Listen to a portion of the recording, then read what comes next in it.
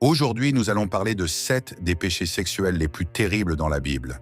Si vous êtes piégé dans l'un de ces péchés, surmontez-le et sortez de ce péché, car si vous mourrez dedans, vous n'aurez aucune salvation.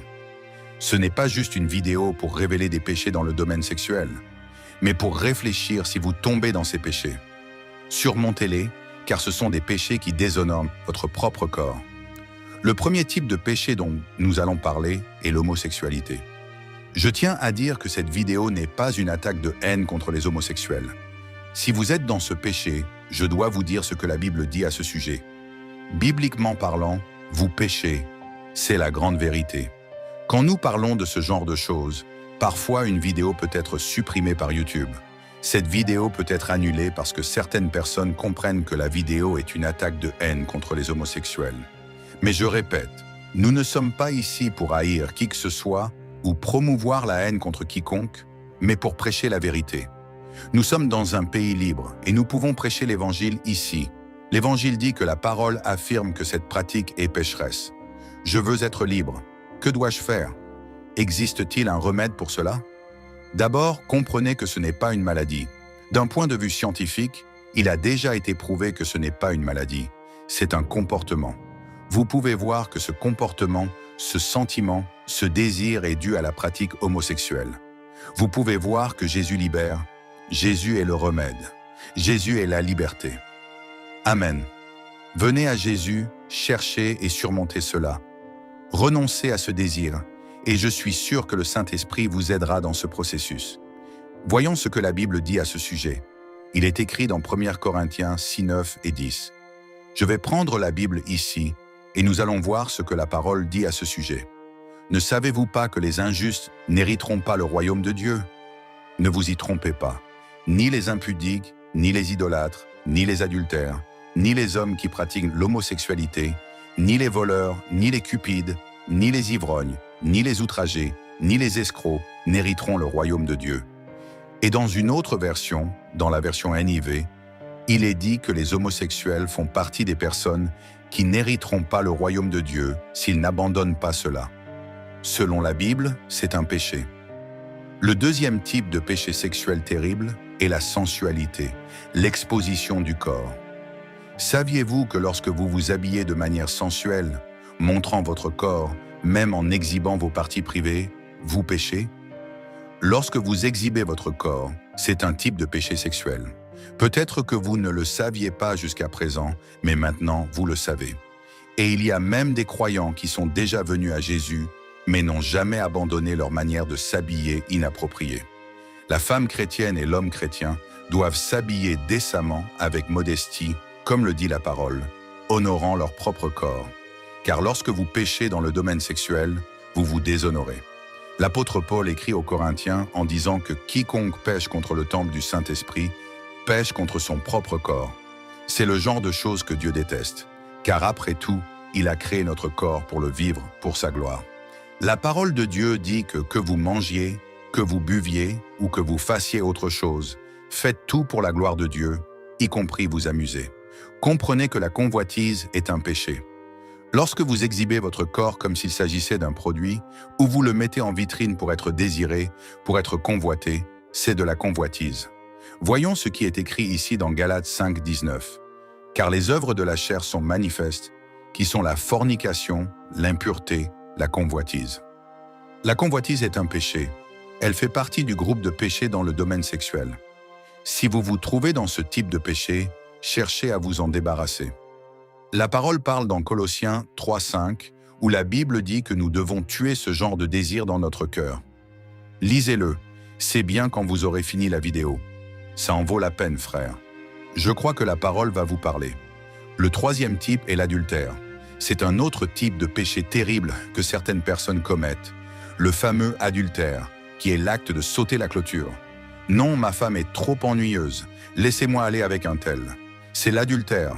Et si vous mourrez dans l'adultère, vous descendrez, vous irez à l'abîme sans faire de détour. Vous irez droit au but. C'est un péché qui tue et détruit votre vie.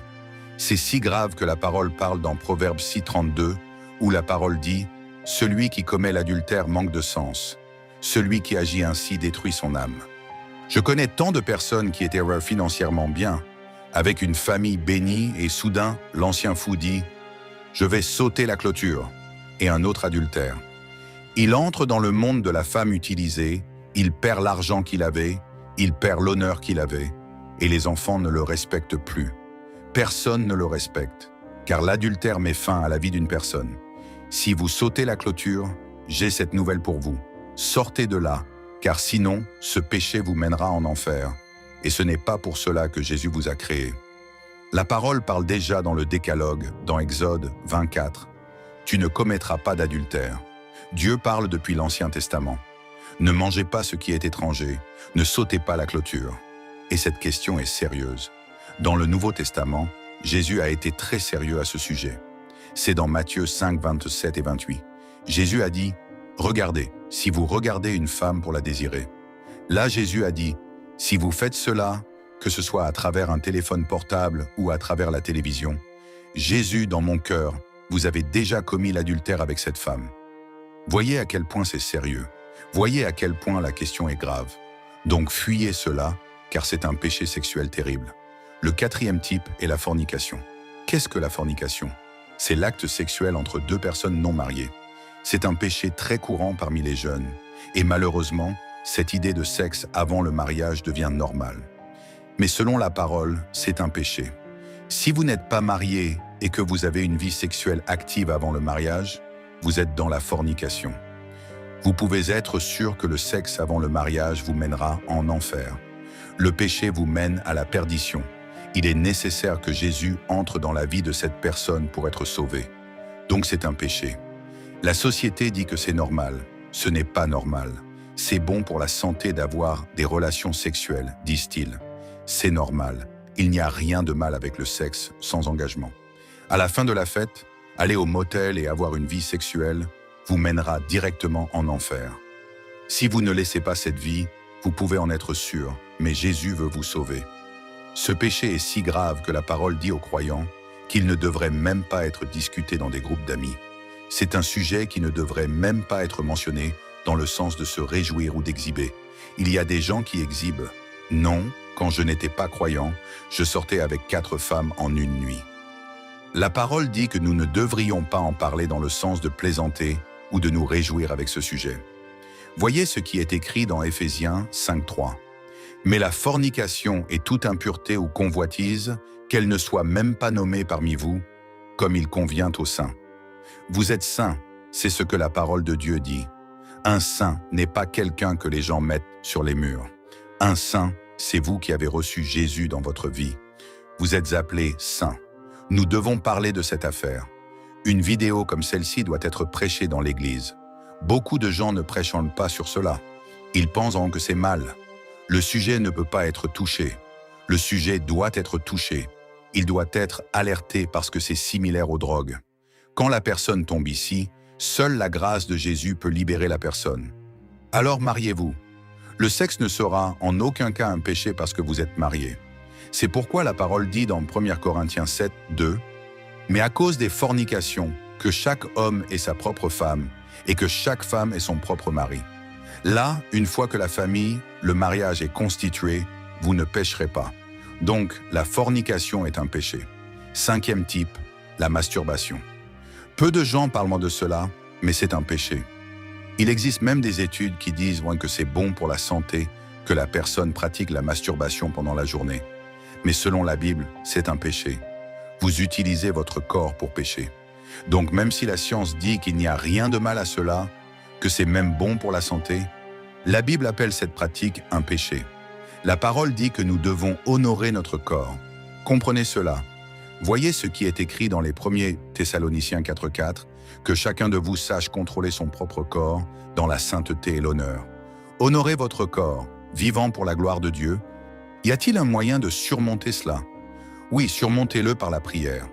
Mettez votre genou à terre, parlez à Dieu, demandez la grâce de Dieu, allez à la parole de Dieu, passez du temps à lire la Bible. Lorsque vous mettez la parole dans votre esprit, vous renforcez votre esprit. Vous vous remplissez de choses de Dieu. Parlez également à votre pasteur. Ce sont des recommandations importantes. Demandez de l'aide à quelqu'un d'expérience près de vous.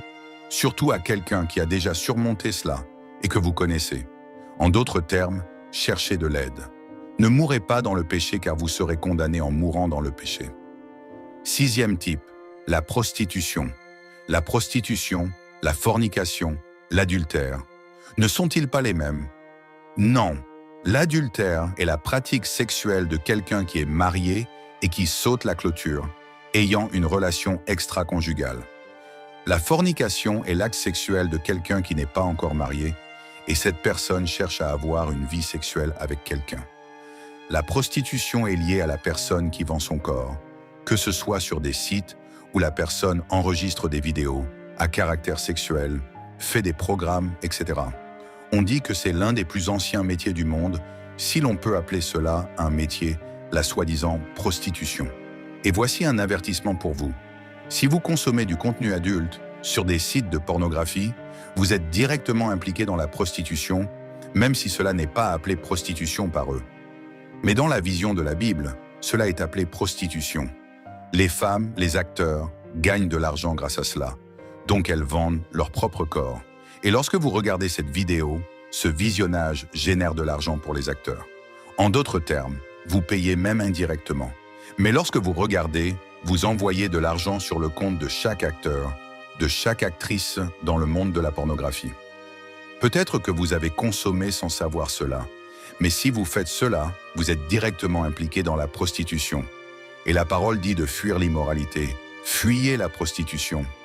Voyez ce que la parole dit dans Deutéronome 23, 17 à 18. Aucun homme ou femme israélite ne doit devenir un prostitué de sanctuaire. Vous ne devez pas apporter les gains d'une prostituée ou d'un prostitué dans la maison du Seigneur votre Dieu pour payer un vœu, car le Seigneur votre Dieu les déteste tous les deux. Dieu déteste cette pratique de la prostitution. Et là, la parole de Dieu dit que ces personnes, les Israélites, ne pouvaient même pas utiliser l'argent de la prostitution pour l'entretien de l'œuvre de Dieu, pour payer leurs vœux de quelque manière que ce soit. C'est quelque chose que Dieu déteste. Pensez au genre de choses que Dieu déteste. L'idolâtrie et la prostitution, deux choses terribles. Nous voyons dans la parole de Dieu de grandes conséquences pour ceux qui commettent ce genre de choses. L'idolâtrie est un péché contre Dieu et la prostitution, la fornication ou l'adultère est un péché contre votre propre corps. 7e type, l'inceste. Qu'est-ce que l'inceste? C'est la pratique sexuelle de personnes de la même famille, des personnes très proches, père avec fils, fils avec mère, frères entre eux. Il y a tant de choses répugnantes là-dehors qui nous laissent étonner, mais il y en a. Si nous devions parler trop de pratiques sexuelles qui sont mauvaises selon la parole de Dieu, nous resterions ici des heures à parler. Mais l'inceste est un péché. C'est mal, c'est quelque chose de répugnant, c'est quelque chose de dégoûtant.